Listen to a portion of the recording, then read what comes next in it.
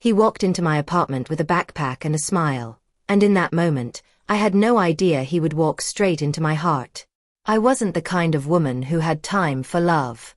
While friends were dating, traveling, or chasing fleeting highs, I was in conference rooms, airports, and on magazine covers.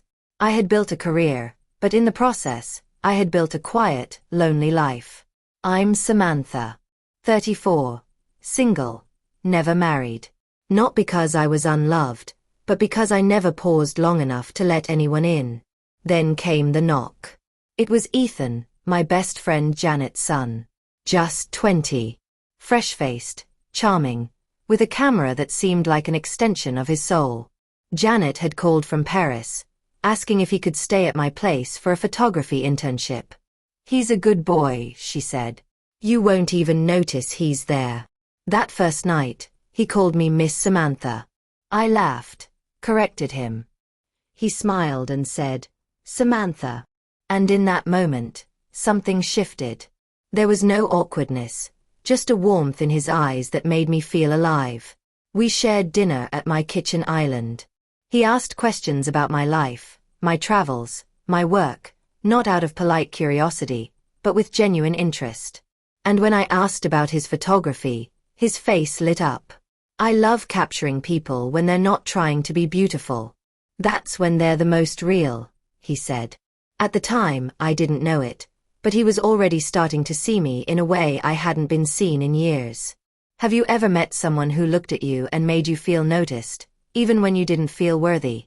If you felt that, hit the like button now, because what happens next will surprise you. I told myself he was just a guest, a polite, respectful young man. But the second week, something changed. Subtle, unspoken shifts. He poured me a second glass of wine before I asked. He lingered in the kitchen after we cleaned. One night, I was reading on the balcony while he edited photos.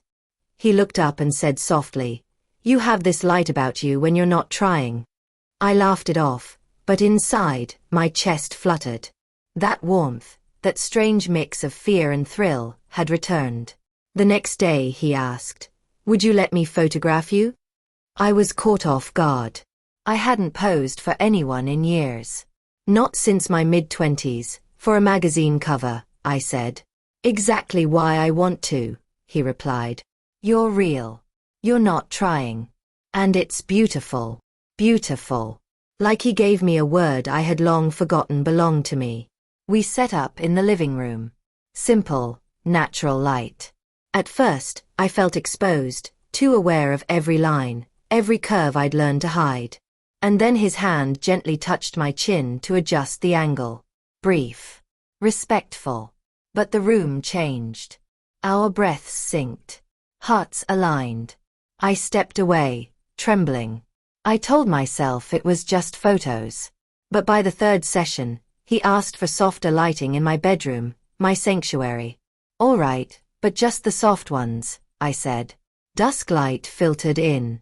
My silk blouse, jeans. He clicked a few frames, then whispered, "Can I ask something crazy?" "Depends," I said. "I want to photograph the version of you you hide. The one that feels unseen. Frozen.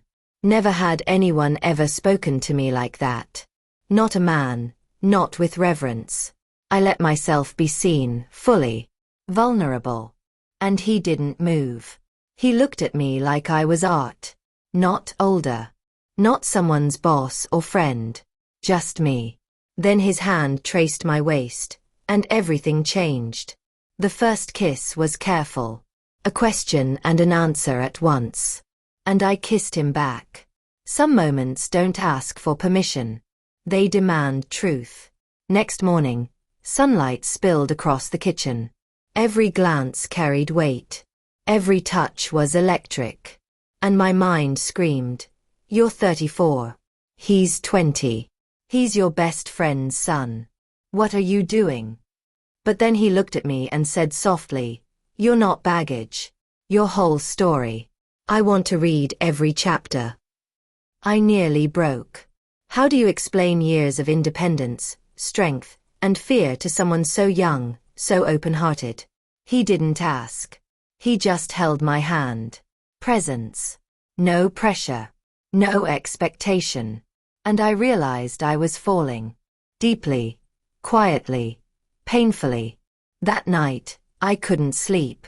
I watched city lights blur, my robe loose, hair down. No makeup. No armor. Just me. Then a knock. I knew it was him. Blanket in one hand, cocoa in the other. I thought you might need company, he said. We sat, silence thick, sipping cocoa. And I whispered, I don't know how to be loved. I've spent so long pretending I don't need it. I'm not here to fix you, he said softly. I just want to see you. All of you. Something inside me broke. Slowly, uncertainly, we kissed. Not lust. Healing. Reverent. Next morning, hand in hand, sunlight across the counter. No more hiding. No more pretending. I asked myself a question I'd buried long ago. What if this is what I've always been waiting for? And now I ask you, is it really wrong to let yourself be loved? If this story stirred something in your heart, like, share, and subscribe. And tell me in the comments, when did you last feel truly seen?